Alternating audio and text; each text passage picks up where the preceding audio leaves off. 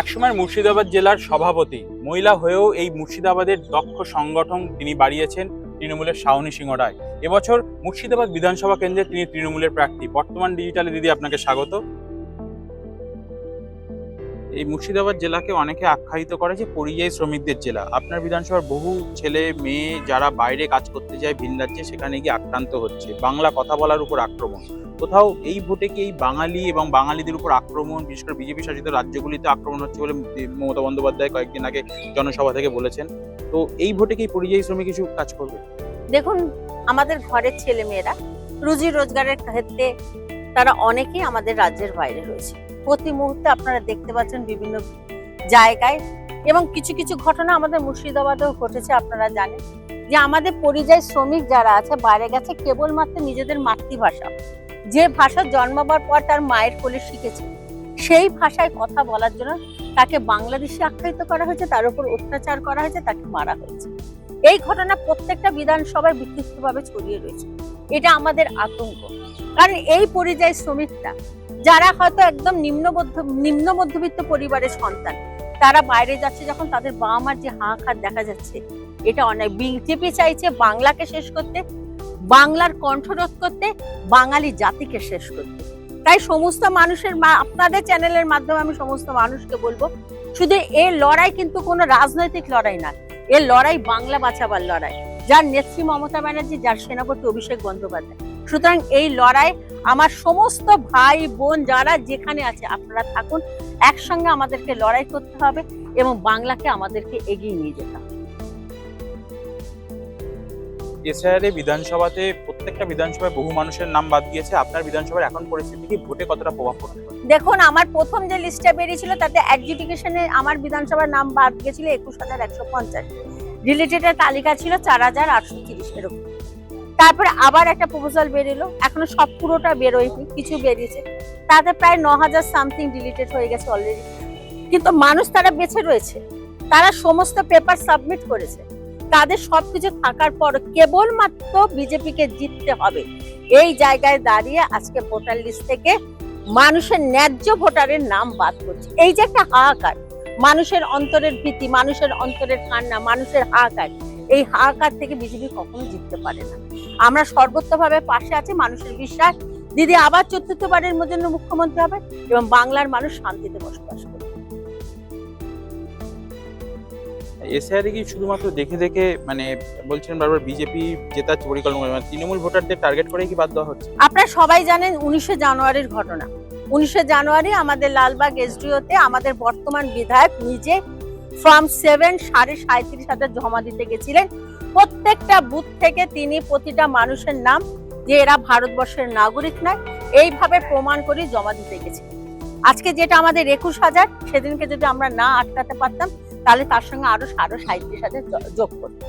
সুতরাং টোটালটাই হচ্ছে বিজেপির পরিকল্পনা। এক একটা জায়গায় আমাদের দেখা যাচ্ছে 800 ভোটার, 300 অ্যাডজুডিকেশনে হয়তো রিলেটেড রয়েছে, 200, 300 হচ্ছে অ্যাডজুডিকেশন রয়েছে। এটা তো হবার নয়।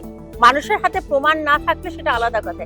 এসআইআর মানে এই না যে আমার ক্ষমতা আছে, আমার হাতে সমস্ত পাওয়ার আছে, আমি যা খুশি তাই করবো, তা নয়। তারা যে বিভীষিকা তৈরি করেছে, সেই জায়গায় কিন্তু একদম বেছে বেছে, বিশেষ করে মুসলিম অধ্যুষিত যে এলাকাগুলো, সেই জায়গায় অনেক নাম বাদ গেছে। প্রথম দিকে যে ডিলিটেডের তালিকা বেরিয়েছে তাতে 90% হিন্দুদের নাম বাদ গেছে। একদম বেছে বেছে ঝাড়াই বাছাই করে, এই কর্মসূচি মনে হয় 1 বছর আগে থেকে তারা নিয়েছিল, ঝাড়াই বাছাই করে তারা লিস্ট তৈরি করেছে এবং সেই লিস্ট অনুযায়ী শুধু আমার বিধানসভা না, সারা বাংলায় একই জিনিস। এবছর মুর্শিদাবাদ বিধানসভা কেন্দ্রে আপনার প্রধান প্রতিপক্ষ কে? দেখুন, এখন যা চারিদিকের পরিস্থিতি, আমি প্রতিপক্ষ হিসাবে মনেই হচ্ছে না আমার। কেন হচ্ছে না? কারণ 2021 সালে সামান্য ভোটে হেরেছি আমি। তারপর থেকে দিদির উন্নয়ন মানুষের দ্বারে দ্বারে পৌঁছে দেওয়া বিধায়ক না থাকার পরও প্রচুর রাস্তাঘাট বিভিন্ন ডিপার্টমেন্ট থেকে এনে তৈরি করেছি আমরা, এবং সেই সঙ্গে সঙ্গে মানুষের দ্বারে দ্বারে লক্ষ্মী ভান্ডার থেকে শুরু করে যা যা প্রকল্প রয়েছে বাংলার, যুবসাথী, স্বাস্থ্যসাথী, এই সমস্ত কিছু প্রকল্প মানুষ পাচ্ছে। সুতরাং এই নিরিখে আমরা অনেকখানি এগিয়ে রয়েছি। যেখানেই যাচ্ছে মানুষ বলছে হ্যাঁ আমরা পাচ্ছি। আমরা বিগত দিনে যিনি বিধায়ক ছিলেন তাকে আমরা দেখতে পাইনি, তিনি আমাদের কাছে আসেননি, আজকে ভোটের জন্য তিনি আসছেন, তাকে ভোট পাখি হিসাবে আখ্যা দেওয়া হচ্ছে। এই সমস্ত বিষয়ের উপরে দাঁড়িয়ে তৃণমূল কংগ্রেস জিতছে, হাওয়া বাতাস বলছে, মানুষের উচ্ছ্বাস, মানুষের উপস্থিতি একটা বার্তা তৈরি করে। সেই বার্তায় আগামী চৌঠামে তৃণমূল জিতবে। সুতরাং প্রতিপক্ষ হিসাবে আমি অত কিছু কাউকে সেভাবে উল্লেখযোগ্য হিসাবে ধরতে পারছি না। ধরুন আপনি জিতে বিধানসভায় গেলেন, মুর্শিদাবাদবাসীর জন্য, বিশেষ করে মুর্শিদাবাদ বিধানসভার বাসিন্দাদের জন্য আপনার কি কি প্রতিশ্রুতি রয়েছে বা কি কি কাজ করবেন? দেখুন, আমি বারবার যেটার জন্য এর আগেও প্রপোজাল দিয়েছি, চেষ্টা করছি, মাঝে তো থাকতে পারলাম না 5টা বছর, তাহলে হয়তো অনেকটা কাজ এগোতে পারতাম। আমার বিধানসভার মধ্যে দিয়ে বয়ে চলেছে ভাগীরথী। ভাগীরথীর এপার ওপারে, আমাদের ওই পারে আজিমগঞ্জ রয়েছে, আমাদের ডাহাপাড়া অঞ্চল মুকুন্দবাগ, এই পারে বাদবাকি অঞ্চল পৌরসভা, যার ফলে কি একটা যোগাযোগের একটা ব্যবস্থা খুব দরকার। সেই বিষয়ে আমরা এর আগেও যখন আলোচনা হয়েছিল আমি একটা প্রপোজাল রেডি করে পাঠিয়েছি, এবং যদি বিধায়ক হই তাহলে এই প্রপোজালটা নিয়ে আমি এগোবো, যাতে এখানে যাতায়াত ব্যবস্থাটা, সুযোগ সুবিধাটা করা যায়। সেই সঙ্গে সঙ্গে দিদি মুখ্যমন্ত্রী হওয়ার পর আপনারা জানেন স্বাস্থ্য পরিষেবা অনেকখানি ভালো হয়েছে। আমার ওখানে মহকুমা হসপিটাল রয়েছে, আমি পেয়ার করবো একটা সুপার স্পেশালিস্ট হসপিটালের জন্য। এবং আবার সেই ভাগীরথীর ওপরে যে কটা জায়গা রয়েছে সেখানে হসপিটাল আছে, অনেক আগের তুলনায় অনেক ভালো হয়েছে, কিন্তু তার পাশাপাশি সেই জায়গাগুলোকে আরো বেশি আধুনিকরণ করার জন্য আমার প্রয়াস থাকবে। আর লন্ডন মিশনারি জিয়াগঞ্জে আপনারা সবাই জানেন, সেই জায়গাটাকেও আমরা আধুনিকরণ করে চালু করতে চাই। এই প্রপোজালগুলো আমার থাকবে। লালবাগ শহর, বিশেষ করে মুর্শিদাবাদে ঐতিহাসিক জায়গা বলতে গেলে আপনার বিধানসভা জুড়েই বেশিরভাগ জায়গায়, তো পর্যটকরা সারা বছর আপনার বিধানসভা এলাকায় ভিড় করে, তো পর্যটন এবং আগামী দিনের পর্যটকদের জন্য কিছু পরিকল্পনা বা ভাবনা চিন্তা? বিষয়টা হচ্ছে আমার বিধানসভার একটাই শিল্প, সেটা হচ্ছে পর্যটন শিল্প। আর এই শিল্পকে কেন্দ্র করে ওই বিধানসভার মানুষ তাদের রুজি রোজগার বলুন, তাদের জীবনযাত্রা বলুন, ওটার উপর অনেকখানি মানুষের নির্ভর করে। তাই স্বাভাবিকভাবে এটা তো আমরা করবই। আমরা না চাইতে দিদি মতিঝিলকে সাজিয়ে দিয়েছেন, আপনারা জানেন।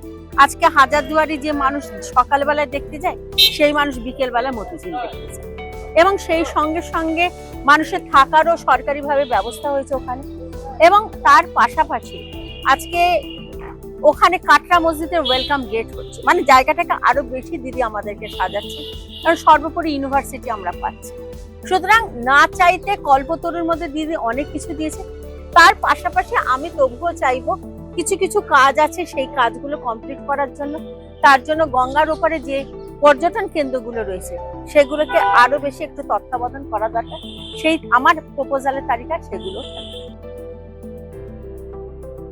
একসময় কংগ্রেসে একদম গোটা জেলায় আপনি চষে রাজনীতি করেছেন, অধীর চৌধুরীর সঙ্গে রাজনীতি করেছেন, তার প্যাটার্নও জানেন। এইবার আপনার বিধানসভাতে কংগ্রেসও একটা লড়াই করবে, তার সঙ্গে বিধায়ক বিজেপি। তো লড়াই কতটা কঠিন মনে হচ্ছে, নাকি মমতা বন্দ্যোপাধ্যায়ের উন্নয়নে মানুষ সমস্ত ভোট আপনাদের দিকে দেবে, কি মনে হয়? দেখুন, মানুষ অত্যন্ত সজাগ।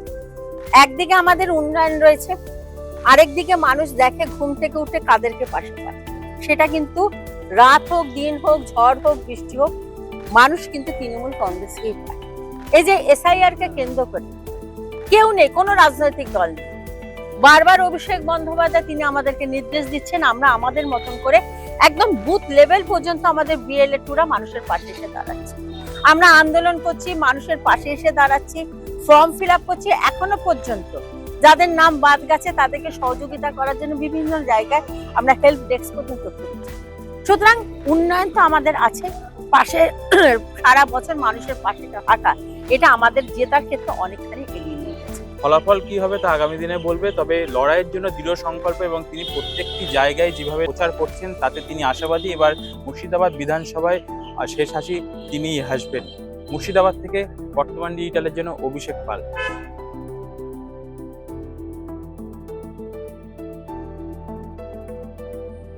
ফলো করুন বর্তমান।